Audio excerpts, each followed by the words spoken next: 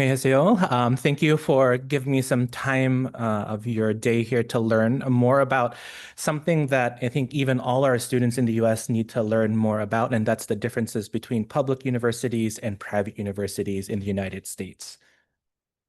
So this is just a quick bio of myself. I've been at Pacific Lutheran University in Tacoma, Washington for 16 years. So Tacoma, Washington's on the west coast of the US. So if you've heard of Amazon and Starbucks, we're only about 45 minutes away. So we're very close. And I always like to tell this to all our Korean students and families. You fly out of Incheon, it's one flight to Seattle. So it's a 10-hour flight, but it's a direct flight to our area. And I've had experience in working with many different student populations. And most recently, I'm now working with international students. And I'm very happy to be here with you today so you can learn about some options in the United States. So in the United States, there are 4,000 different colleges and universities around the US. So from where I'm located in Washington State, all throughout the United States, there's about 4,000 different institutions. In the United States, there are two different types of institutions that we have. One is public, and the other one is private. Within these public and private institutions, there are also different options in there that you can pursue. Some of them will offer a 4-year bachelor's degree. Some of them will only offer a 2-year program that's designed to transfer to another university and complete a bachelor's degree. Some of them also just offer certificate programs or diploma programs. Many of these institutions have a wide variety of types of education they provide, whether it's focusing on the liberal arts or research or professional studies. There's a wide variety of programs that are explored in the higher education programs in the United States. The first area I'm going to talk about are public universities, all right? Public universities are going to be publicly funded by the state governments. So for example, in Washington State, we have several public universities and it's funded by the state government. So they allow funding to the university to pay for lots of its operating costs. These universities are typically going to be larger universities with more than, for example, the University of Washington in my state has more than 40,000 students on their campus. There are also some public universities that are less than 10,000 students. So they're typically larger universities. These universities also offer a wide variety of academic programs. Many of them offer more than 100 degree programs, ranging from bachelor's and master's and PhD. So they have a wider breadth of education programs. And then, for example, you may have heard of some of these institutions before, like the University of Washington, as I mentioned, in my home state of Washington.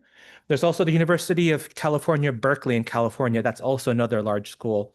And I believe Arizona State University is the largest public institution in the state of Washington with in the state of Arizona and in the United States with more than 60,000 students there. So again, public universities are going to tend to be bigger and they're funded by the state governments. Whereas private universities, as it sounds, it's actually funded by the tuition that students pay to the university. So it's tuition generation. So they don't get any state funding to help for the operational costs. These private universities are going to be smaller than the big public universities that I just mentioned. For example, my home institution of Pacific Lutheran University, or PLU, only has about 2,700 students, so that's 2,700 students. There are some universities in the United States that are as small as 900 students, so they get pretty small. So with being these small class universities, they're going to have more personalized interaction. Tuition will look higher compared to some of the public universities because, again, they're generating the revenue to run the institution. So they may be a bit higher. However, I'm going to tell this for all our students here and for our for the guardians or parents of those here. Don't be shocked by the sticker price for private universities because more often than not, private universities will offer scholarships to help lower the cost of your education. All right. So just because you see a big number, I think just take a quick breath and then realize that they'll have other opportunities to help lower the cost for education. So in private universities, they tend to offer more holistic review processes. They tend to look at the whole student, how they can contribute to the whole student body and community. So schools like my institution are a small one. Seattle University in Washington State has about like 7,000 students total. Then you have the bigger private universities like New York University and Boston University. They're going to be about 10,000 to 15,000. So, but however, a majority of the private universities in the United States are going to be much smaller than those big institutions you may have heard of before. Okay. So I'm just going to do a quick comparison of what these universities typically offer here. So in terms of funding, as I mentioned before, just remember from public universities, it's state funding. So it's all dependent on what the government will allow to help cost. So each university and each state will allocate a certain budget funding for each university. So which dictates what kind of things that can be offered at the university, whether it's different academic programs, co-curricular programs like sports or entertainment and things like that. Those are dictated by those state governments. Whereas at private universities, the tuition that you're paying, the fees that you're paying is actually what is helping sustain the university. We also have people who are alumni who help donate and give funding for that. So a lot of your payments for tuition is what's being given to the university to help run it. Public universities tend to be larger, as I mentioned. So if you can imagine a lecture hall, some of the public universities will have a lecture hall of up to 100 to 200 students in a lecture hall. So, but in a private university, your classes will typically be much smaller than that. At my institution, the largest class size you'll have is about 40 students. Average class size will be about 19 students in each of these classes. So right here, all of you in this room, this could be a typical class at many private universities in the United States. This allows for more one-on-one personal attention from your faculty member. It also gives you a better way to build a community. Because when you're at those big schools, for example, the public schools, you're basically in a city with other folks there. So they'll have resources as well to help you navigate that, but just know that it's going to be a bigger and sometimes a bit more complex to navigate. Whereas a private university, it's kind of in a tight-knit community. Many public universities, because of their popularity with the population, not just international students, but also domestic students, they may have different admission requirements that require additional information. There are some public universities that rely on class rank. So where you are in your high school will help determine your eligibility for admission to the university. They'll also be looking at some universities in the United States will require the SAT or ACT. And of course, some of them may require the English proficiency exams like IELTS, TOEFL, Duolingo, what have you. So you're going to want to pay attention for that. And then for some public universities, because of how many applications they are reviewing, they are not necessarily holistic review. So some of them are just going to be relying on your high school transcripts and your class rank and your scoring. So they'll just look at your GPA. If you fit it, they may just automatically admit you. If you fall below a certain criteria, they may have you go into a second review. So just know that in the public universities, they're trying to process through thousands of applications. So it's not going to be necessarily a personal review for that process.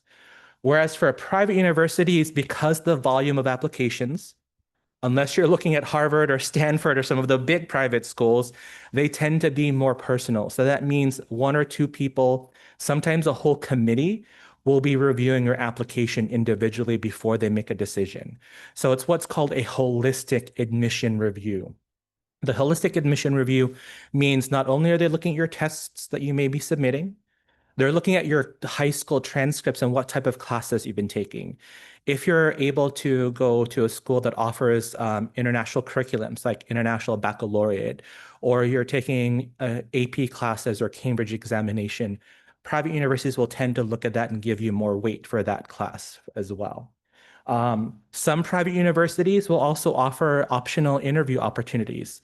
International admission officers such as myself may come to Korea and offer in-person may offer in-person interviews, Or you can do a virtual interview because there are some private universities that rely on what's called demonstrated interest, that you have to be interested in that institution to give you a better competitive edge. So those are some things that makes it different in terms of the mission focus. And then for the private universities, I just want to emphasize this, that many private universities are also looking at your essays as well too. Some public universities are doing away with the essay because, again, a volume thing, but many private universities are still looking at it because they want to see the whole person. They can see your grades, but now we want to see how you articulate your thoughts when a question's being asked of you as well. And then the campus experience, as I mentioned, for a public university, it's basically a city that you're going to be in, a university city. So it's going to be a wide variety of things you can do. Many of the public institutions in the United States have different student clubs and organizations you can participate in. They have over, many of them have more than 200 student-led clubs and organizations. So if you're looking for any cultural engagement opportunities, for example, many institutions have a Korean student association that you can participate in. Others will have specific academic focus, like if you're thinking of biology, pre-med, they'll have that type of opportunity.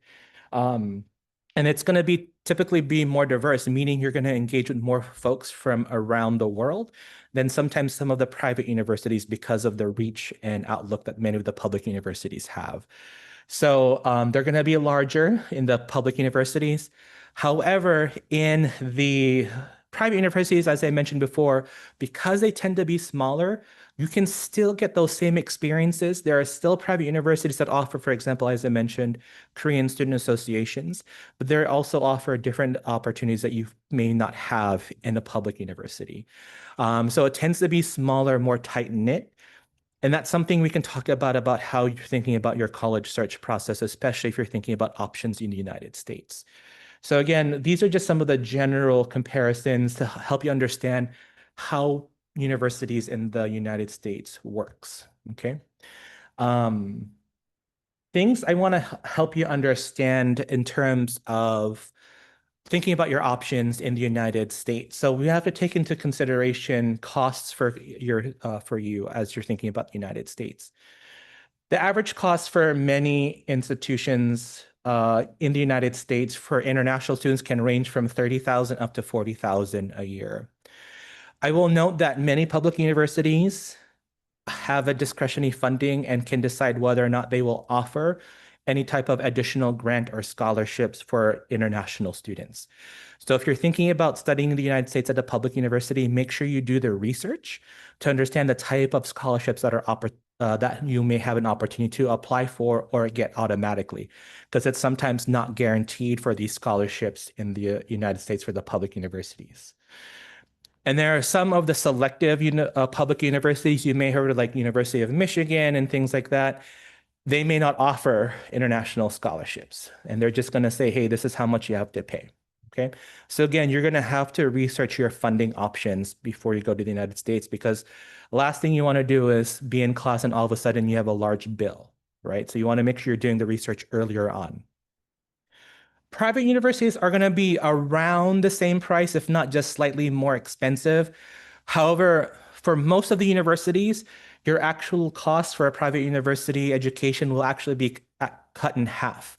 So theoretically, most of the private universities will actually be around $15,000 to $30,000, depending on the type of institution. As I mentioned before, private universities will often offer scholarships. Scholarships automatically award to international students based on your citizenship and where you're coming from. Private universities have different scholarships that they can award. For example, some of them may offer a programmatic scholarship. So let's say you're in a professional degree program, like say business, for example, or even computer science, biology. They may offer specific program scholarships for those areas, so it'll help lower the cost as well. So again, you got to do the research. I know it's tedious and you have your own lives to do, but do the research on the scholarships that private universities offer. As I mentioned before, you have to compare the sticker price, which is the publicized price, versus the net price after scholarships, because you'll be surprised how far things can go down once you apply scholarships. So this will this is the same advice I give to my domestic students. If you have the opportunity, create like a spreadsheet of all the institutions you're looking at, especially in the United States, and then start building down the different columns and rows to show the different type of scholarship opportunities, the different financial aid that you can get, and the cost. It'll be helpful to have it in front of you as you're weighing your options as well too, because you should also be thinking about where you're going to apply to with those colleges. As a general tip for that I tell to all our students, think about applying to 5 to 7 institutions. If you're thinking about the United States, 5 to 7 institutions. Why only 5 to 7? Because some institutions will charge a lot of money for application fees, and those start adding up real fast. There's one institution that I've heard of that charges like $100, and I was like, man, what if you get denied? You just lost $100 to that institution. But again, make sure you're applying to those colleges because it helps you manage those applications, but also keep it cost neutral for you. Because if you get admitted to those 5 colleges that you apply to in the United States, any one of those 5 colleges, you should be able to see yourself going to. All right. So make sure you're doing some research on that. For those of you who may have heard of the Common Application, you can actually apply to close to 20 schools, but don't do that. It's not a game. It's not a competition. Keep the list manageable. The other recommendation I would have for you before I move on to the next slide, I highly encourage you to create a separate email address just for college admissions. I know you all have your personal emails that you use for your communications with your friends and those promotional materials you may be getting at different stores, but have a separate email for colleges. That way you can have it accessible in one area so it's not just being mixed. Because most universities in the United States now will be exclusively communicating with you via email, and you don't want to miss a communication from the institution. Some of the institutions may be communicating about potential scholarship opportunities. Some of them may be emailing you about their admission decision. So I highly encourage you to keep a separate email address just for college admission, especially for the United States, okay? So I'm going to talk a little bit more about the experiences that you're going to have on campuses. As I mentioned before, public universities are going to be vast and huge. They're going to have more majors. Like I said, some of them have up to 200 different majors, 300 different majors. So it's a wide variety. So again, when you're thinking about a public university, you want to make sure they have your area of study that you do want to study. Because again, the last thing you want to do is go to an institution in the United States and then realize, oh my gosh, it's not here. What am I going to do? Right? I mean, if it's only $1,500 from Incheon to Seattle, but if you're going anywhere else in the United States, it starts adding up. So you want to make sure you're doing the research and make sure that institution has the right university. Your class sizes will be typically larger, as I mentioned. Lecture halls up to thousands of people, especially in your freshman year or your first year in college will be large. However, it will slowly get smaller as you become a junior and senior, so it'll get smaller. Private universities, as I mentioned, will typically have smaller class sizes. As I mentioned before, in the big classes at the public universities, those 1,000-seater lecture halls, you'll have a lecture from a faculty member, but then you're typically what's going to go called into sections, which are usually going to be led by a teaching assistant. So it's not the faculty member. It's somebody else that is helping the faculty member engage in those class discussions. Whereas in private universities, most of the time, all the classes will 100% be taught by faculty members. So you'll have the full-time expertise. It won't be a teaching assistant that'll be in the classes. It'll actually be someone who knows the subject matter and will most likely be your advisor for your academic area of study. Public universities will still have support services, but sometimes because of the complexity of the university and the public university, it may not be easily identifiable or accessible because of the different things that are happening at a public university. Public universities are typically for students who can navigate things on their own because of how big they are. Private universities are great for those people who feel like, hey, I know I'm going to a institution, but I may need some help. So you'll have more dedicated support services. You'll have an academic advisor that will walk with you the entire 4 ways that you're in an institution. You'll have medical facilities and medical professionals with you during that time as well too. So they get to know you. So again, thinking about the type of environment is going to be really important for you when you're thinking about the academic and campus life. As I mentioned before, I started naming some examples of the public and private universities. These are just some examples. Again, you've all heard of them before. Public universities tend to be nationally ranked research institutions. What that means is they're focusing on research and then teaching is just a part of it. So you have faculty members there who are really geared towards research in their academic area of study. That's their primary job. Their secondary job is to teach, and that's because they typically have to teach in order to get that research job. So again, they have a broad range of majors and extracurricular activities. These are the private universities I've already mentioned before. Private universities can also be research institutions, but a vast majority of the private universities tend to be more teaching institutions where the faculty members who are there really want to be teachers. They want to help advise students for their next steps. So they're really there for your success. But they do some research, but the faculty member's primary job at a private institution usually will be teaching, okay? When you're thinking about college opportunities, as I mentioned before, if you're going to build like a list, not only should you be thinking about the location. So do you want to be in an urban environment like Seoul? Or do you want to be in a more suburban area? So in a residential area, what kind of area do you want to be in? Do you want to be in a place that's a little bit more in the nature, out of the way? Things that you're like that are actually very important for you to think about. Again, make sure you're doing research and having the size, having the major that you want to study. You want to make sure they are still there.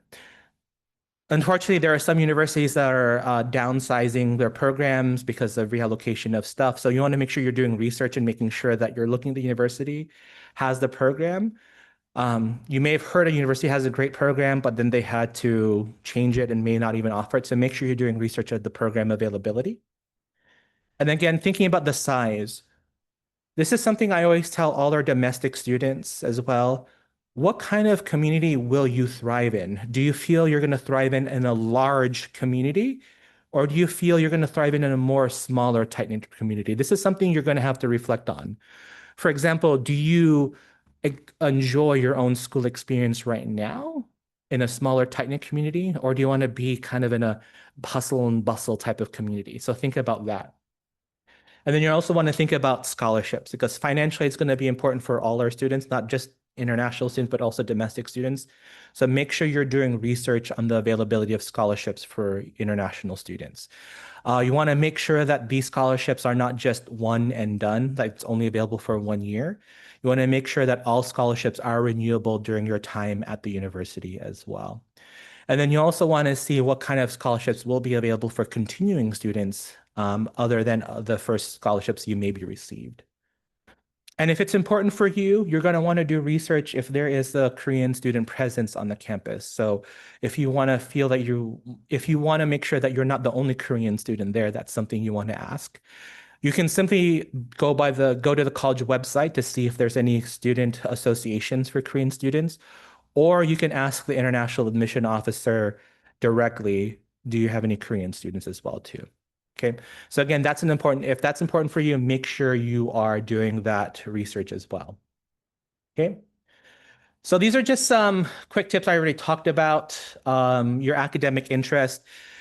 Spend some time thinking about that. If you're not sure, for many institutions in the United States, that's totally fine because we'll give you opportunity to think about what your major is because you'll get the academic advising to help you navigate those opportunities at the institution. Again, thinking about your financial plan. I always say this is like the awkward part of the conversation, but this means you should have a frank conversation with your family about the reality about being able to study in the US or not.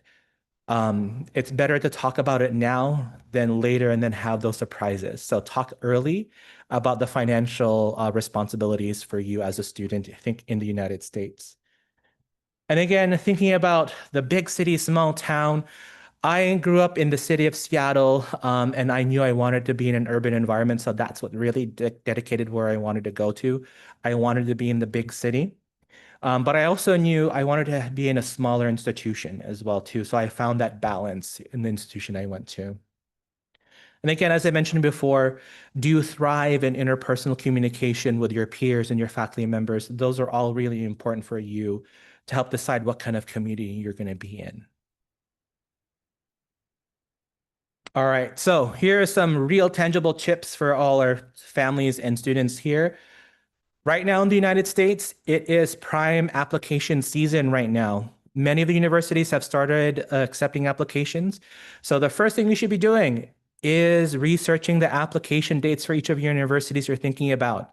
The last thing you want to do is just all of a sudden realize you can no longer apply. So again, do the research and think about the application deadlines.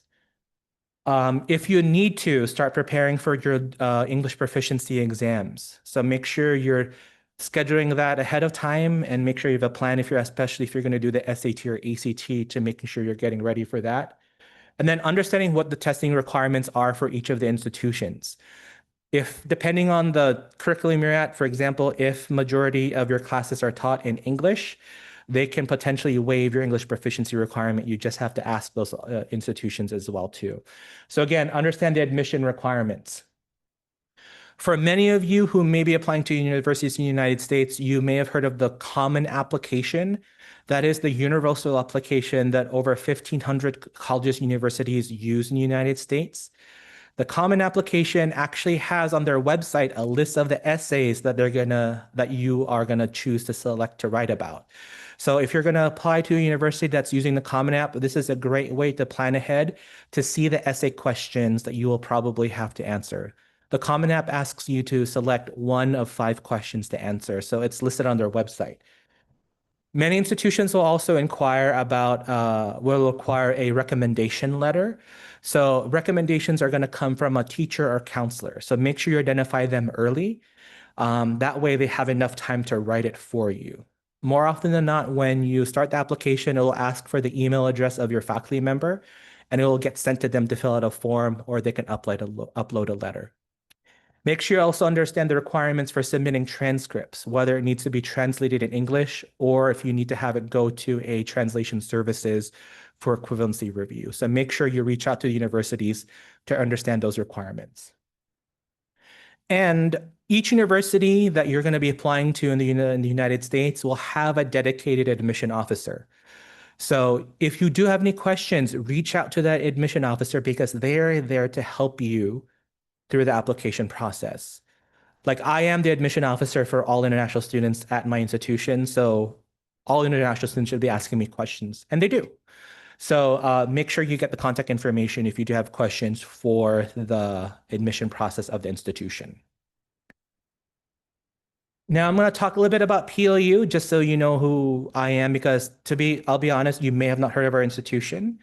So PLU, Pacific Lutheran University, we are in the greater Seattle area. We're in the city of Tacoma, which is only about 45 minutes away on a good day. On a bad day, we don't like talking about it, but we're very close. Like as I mentioned before, if you've heard of Seattle, like the Starbucks headquarters, Amazon headquarters, the Microsoft headquarters, those are all close to us. So we have opportunities for internships there. We're consistently ranked in one of the top, as being one of the top regional universities in the West. And we're very proud of that fact because we're really dedicated to student success at our university. As I mentioned before, my institution is only about 2,700 students, so less than 19 students in each class. So this is a typical class size you can get at my institution. And we do have popular programs in business, computer science, data science, nursing, and physical therapy. All those programs are very popular at the university. If you're admitted to the university and you indicated you want to major in one of those areas, you're automatically admitted to those programs as well too. We have a strong international student community here at PLU. We are a small university and we're intentionally small, and we have about 130 international students total on campus. Korea is one of our largest student populations. So Vietnam is our largest actually, followed by Korea, Mongolia, and Kyrgyzstan in terms of our number of students. You do have opportunities to work on campus as well too. Pretty generous working opportunities on our campus. And we do offer international merit scholarships at our university ranging from $8,000 to $32,000 renewable every year. My institution also has what's called a fixed tuition guarantee, meaning your tuition your first year will be locked in all 4 years. So it will never increase. So the price you pay your first year is the same all 4 years as well. Okay. We also have lots of different other scholarships you can apply to. Here's a term you want to make sure you're paying attention to: stackable scholarships. What that means is if you're awarded a merit scholarship, for example, let's say you were given a $26,000 merit scholarship and you got a $4,000 music scholarship in my institution, they will add together. So that means you're getting total $30,000. So make sure when you're looking in financial aid and scholarships at other institutions, be aware of that term to see if there are stackable scholarships you can get, because again, that can help lower the cost for you as well. And just to talking about the application process for the university, we are a common application school. And good for everyone here, it is a free application. No need to pay $100, no need to pay $40. It's a free application to apply. It doesn't hurt. As my friend always says, it doesn't hurt to look. It doesn't hurt to apply because it's a free application for us. We do not require the SAT or ACT. However, if you want to use it to fulfill the English proficiency requirement, we can use that as well too. We do not require recommendations. We do require your transcripts translated into English as well. And then we provide early action deadlines. So our first application deadline is November 1st, December 1st, and then our regular decision is February 1st for us.